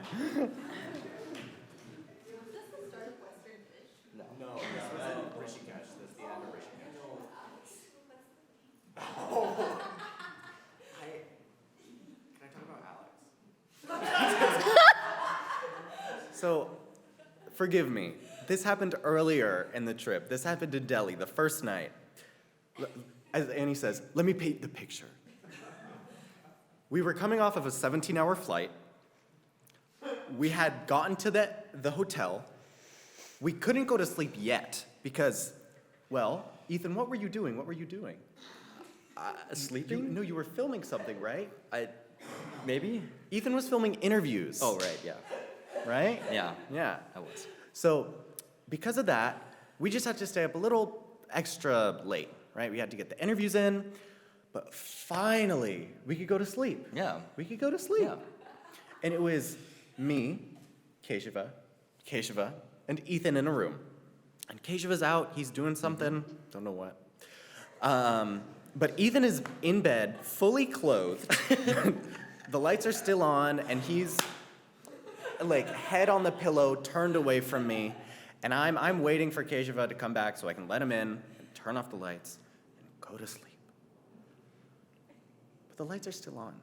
And Ethan, he knows this. And Ethan, he gets upset about it.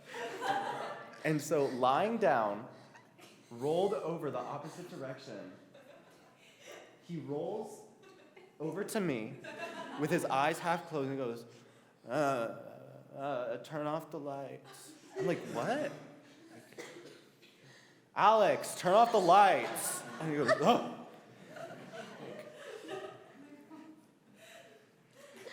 Ethan, do you know what you just said? He goes, whatever the lights are called.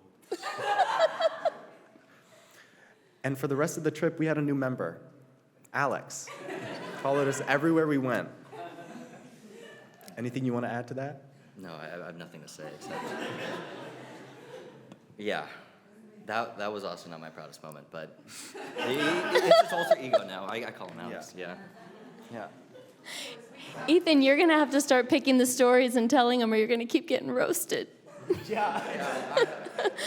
So we're back in Mumbai now, and Keshav has been working with most of the students who were traveling in India in an ensemble, singing ensemble. And so in Mumbai, we actually were able to put on a full-length concert, which was really beautiful. The recording did not come out as we had hoped, but we do have this clip.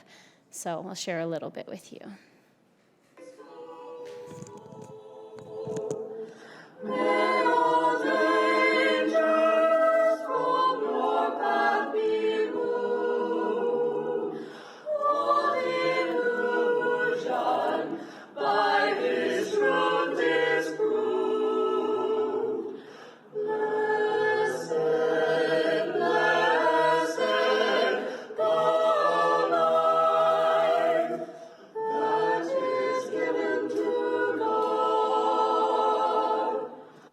Whoopsies.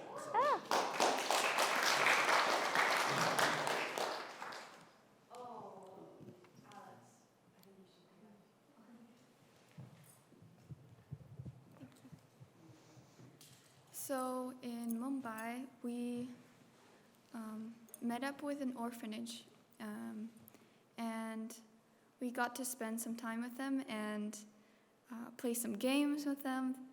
And they were very energetic and always like very upbeat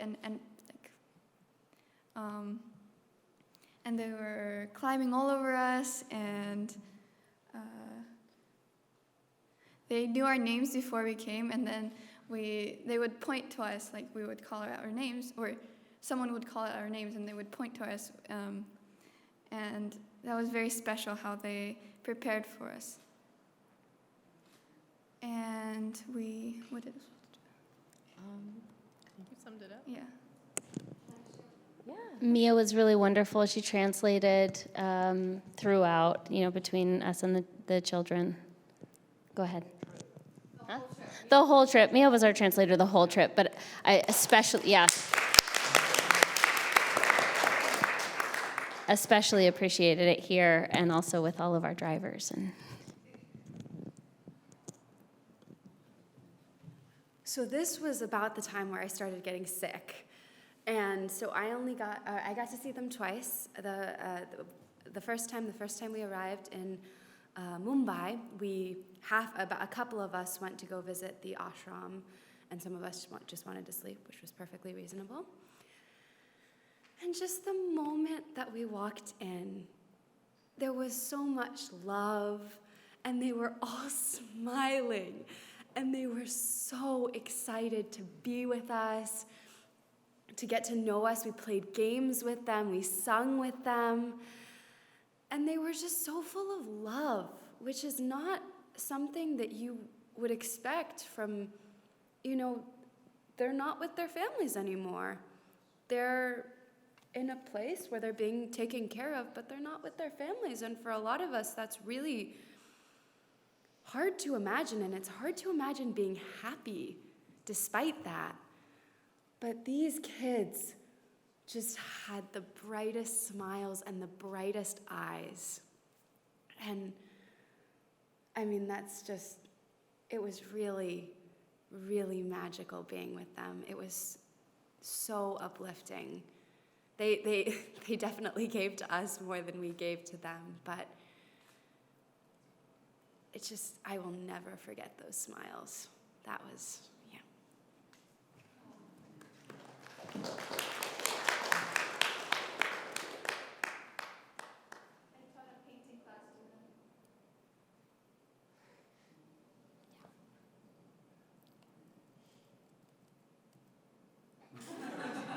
Why not?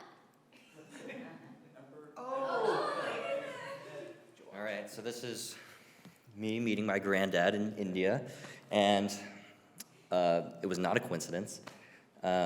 He came to see me because he was in Dehradun, and now we have arrived in we have arrived in Dehradun to go to Rishikesh, right?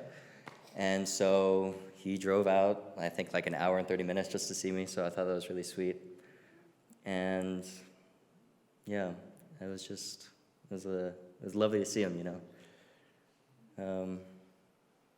Yeah. So this is the last leg of the trip.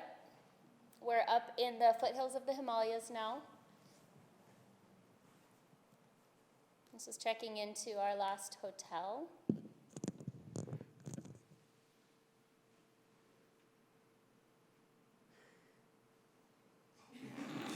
Carter's new style. This is the Ganges River and a very enormous statue of Shiva. We were there during a yoga festival, which I think happens frequently in Rishikesh, but also at the time of the festival of Holi, and so that will feature prominently soon. This was a boat ride on the Ganges, and we went over to the ashram of Shivananda.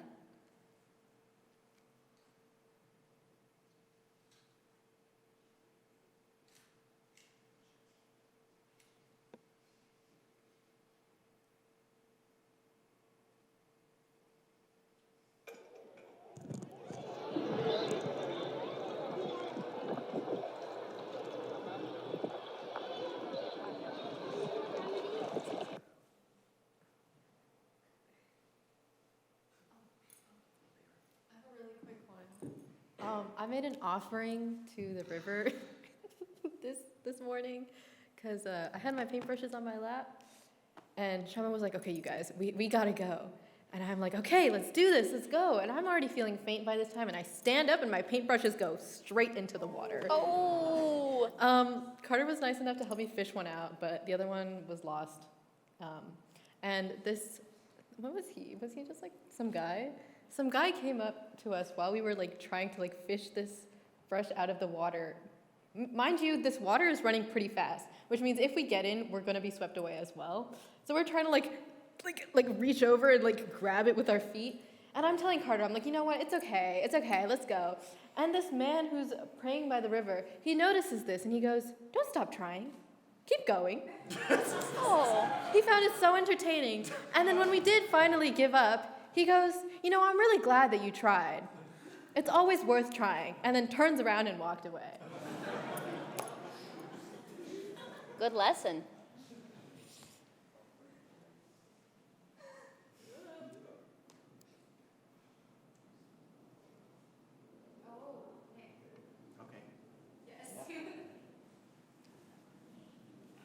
So in this picture, you might notice there are two people that aren't high school students or staff.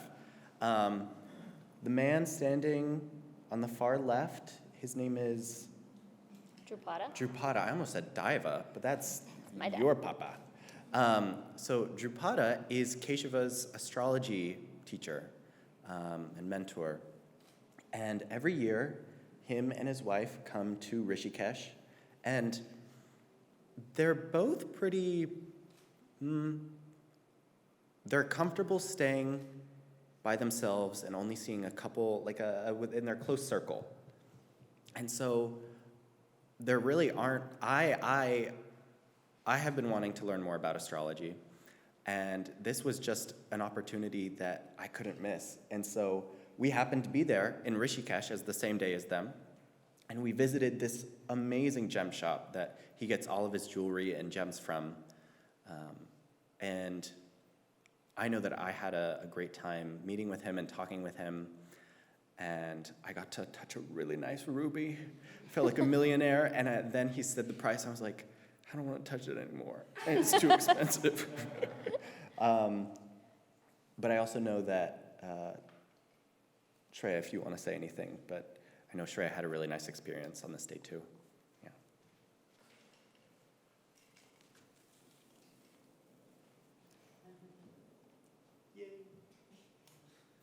So, I met with Yashoda and we just talked, and I immediately felt that I had this connection to her. I can't really explain it, but She was sort of like a divine mother almost. Yeah.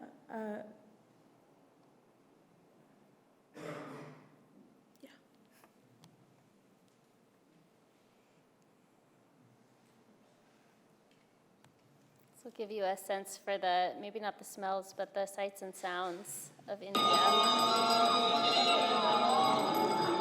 This was the full moon and the night before the Holi celebration.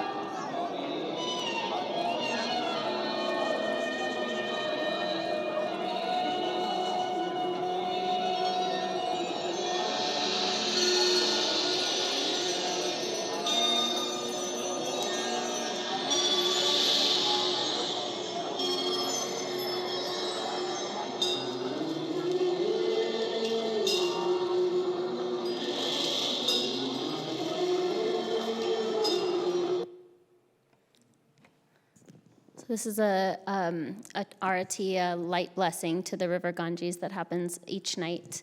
And we were able to sneak off after sunset one evening to participate in it and experience it.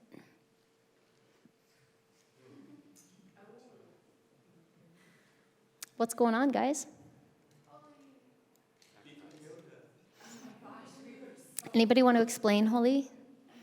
Shreya, Mia?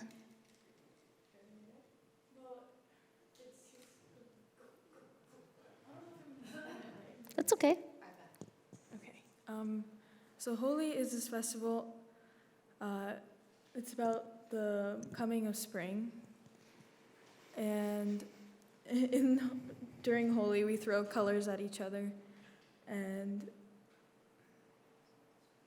to me, it's like a celebration of how we're all like united as one. Mm. Because everyone's just covered in color. Yeah. Were you civil about it?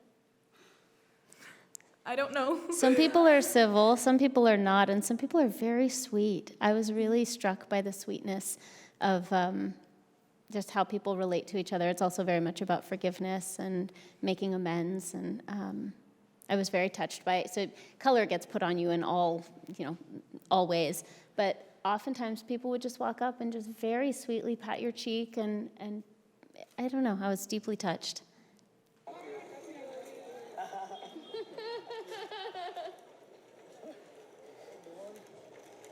Happy Holi! Why are you so scared to this color,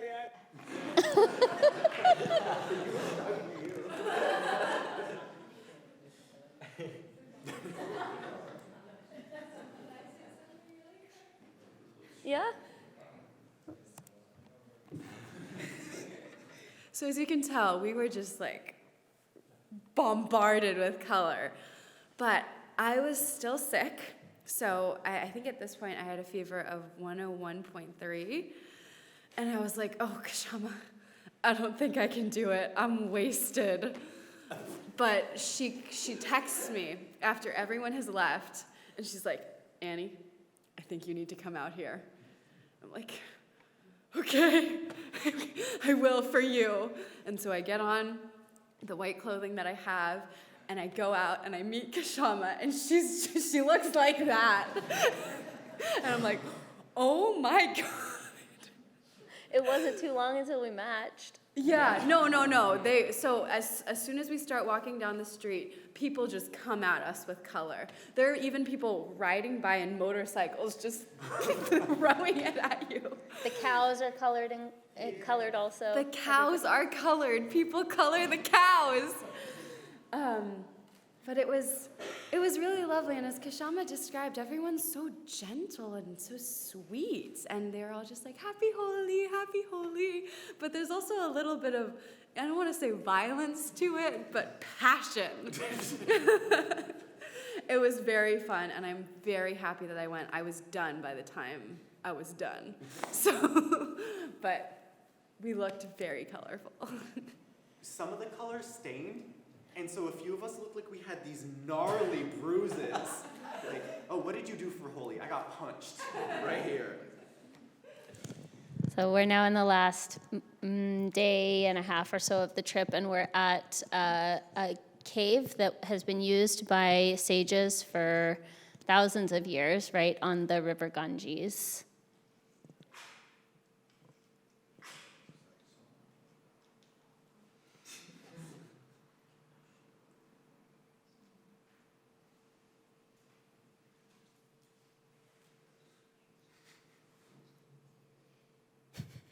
Are you gonna say it? Can I? I can.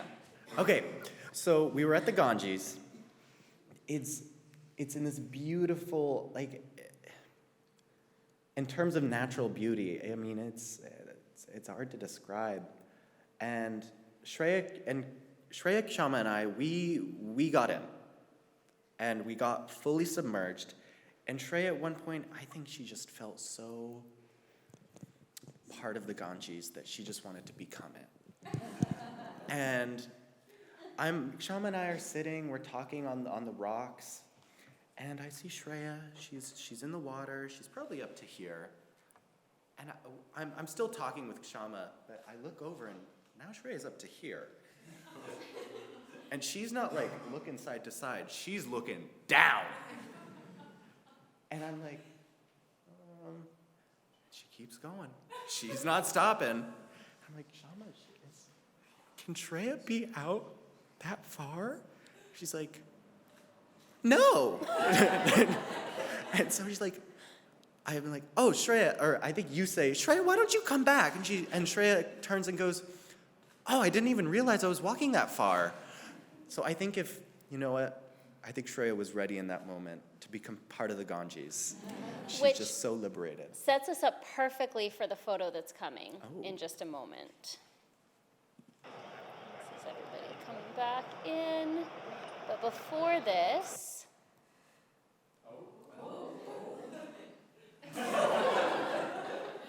oh,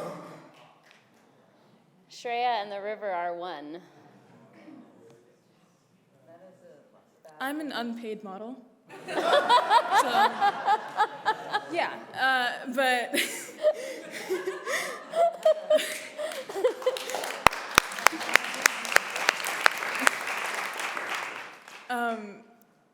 I had to do this about 15 times. Who does the photo credit go to? I made her do this so many times. You can, if you look closely, you can actually see the anguish on her face, but it's a little pixelated. Ethan. And then Ethan tried to sell the picture to me.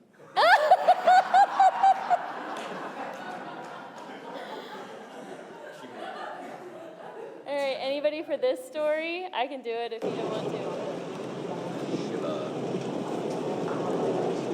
Yeah.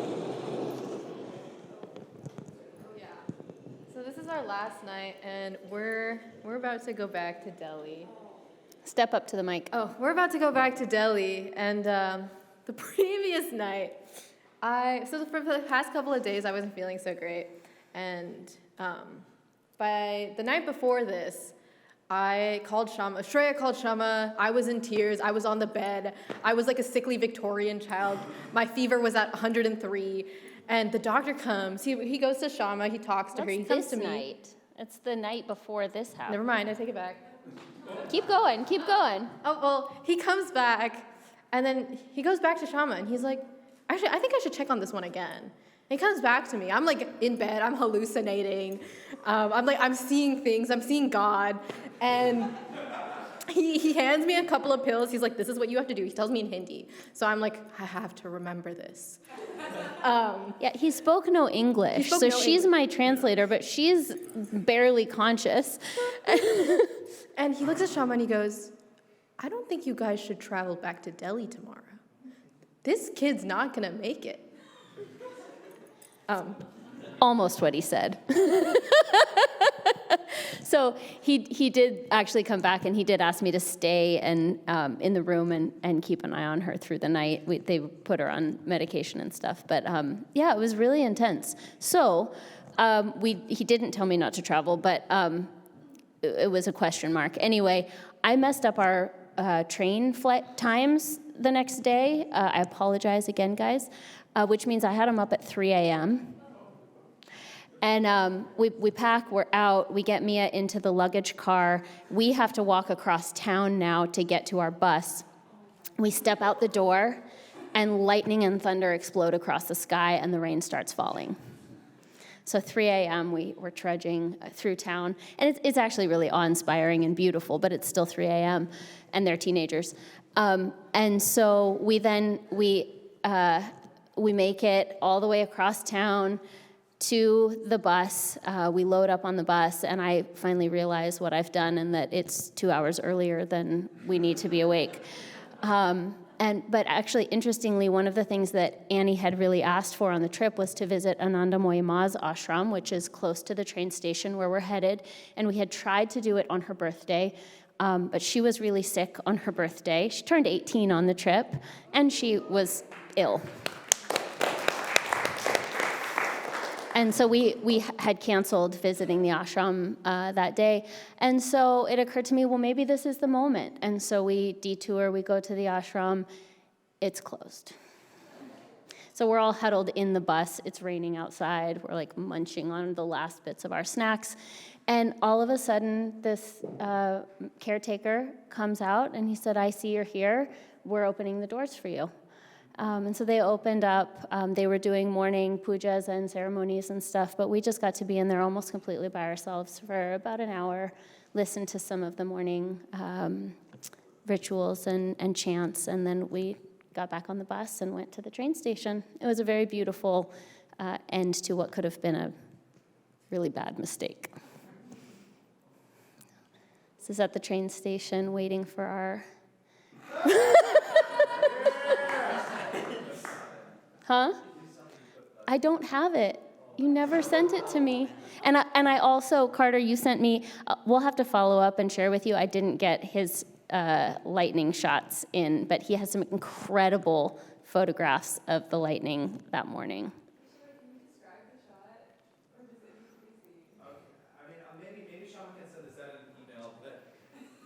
I love portrait photography, and I think one of my favorite pictures I took of Ethan was this morning.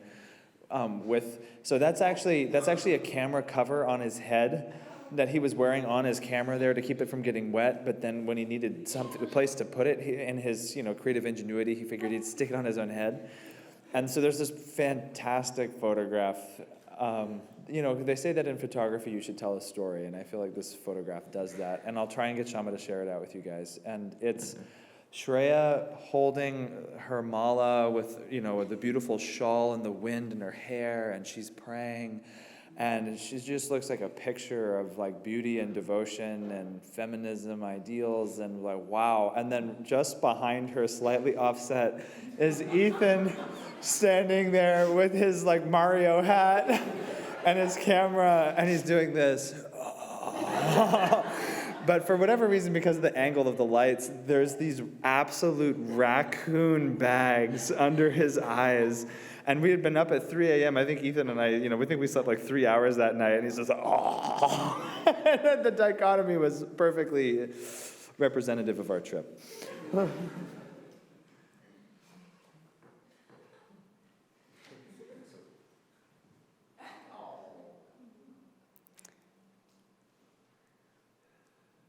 So we're now back in Delhi. This is our final day and a half.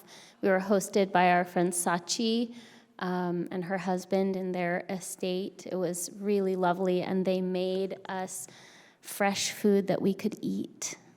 And we had guacamole. Can I just say really quick what a big deal that was?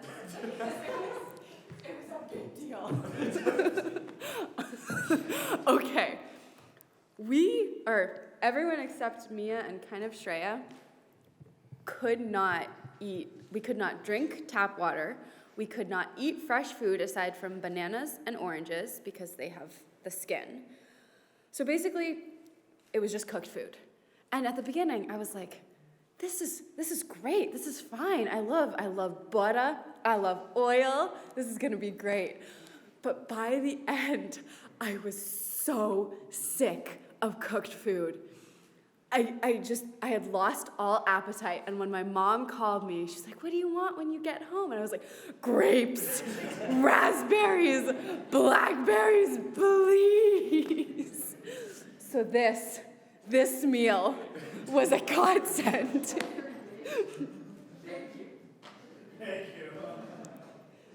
I have to say one thing. Look at how good that food looks. It didn't just look good, it was good. It was so good. And Ethan was so excited to eat it that he got a full plate before the main course came. It was a full plate of big mistake. side dishes and guacamole, and it was so good. And Ethan started eating 1 bite, 2 bite, 3 bite. Oh no, I'm full. And so he looks at me and goes, "Do you want this?" The main course has not been served yet. I'm still working on my side dishes. So what do? Do I back down? No. Do I give up? No. I eat that food. I eat that pani puri, and then I eat Ethan's mash of his side dishes. It was an amazing meal. Ethan wouldn't know.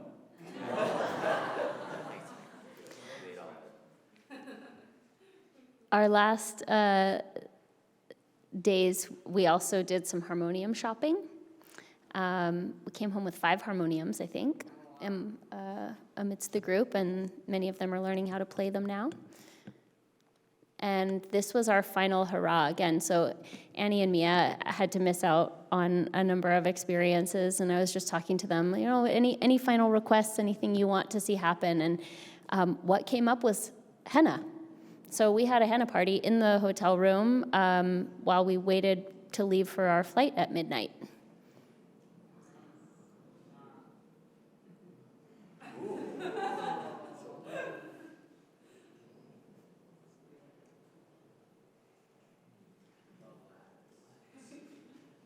And we headed home. And that's it.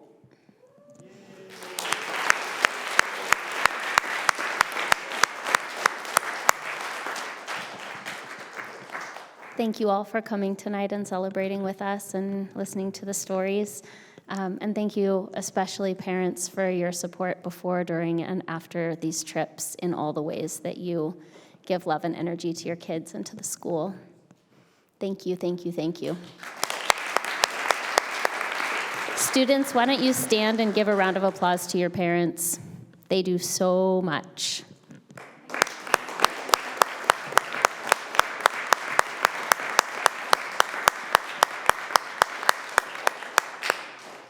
Okay, enjoy your evening.